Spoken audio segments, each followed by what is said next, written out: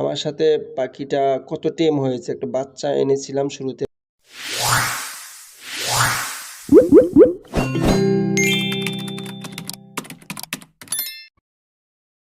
আসসালামু আলাইকুম রহমতুল্লাহ।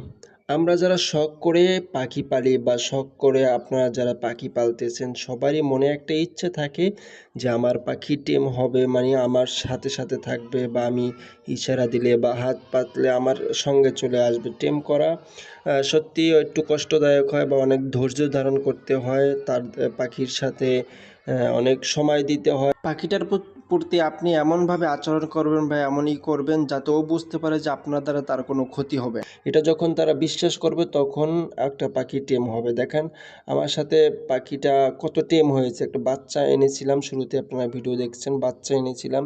এখন তাকে আলহামদুলিল্লাহ মোটামুটি সময় দিয়েছি, তো এখন আলহামদুলিল্লাহ এমন টেম হয়েছে যে আমি ডাক দিলে আমার কাছে চলে আসতেছে, বা আমি ওর বাসায় রাখছি কিন্তু ওর বাসায় ও ঘুমাবে না, আমার সাথে এসে ঘুমাবে। দেখেন আমার গলার কিনারা এসে আমার ওখানে ঘুমাইতেছে। তো আলহামদুলিল্লাহ, দোয়া করবেন।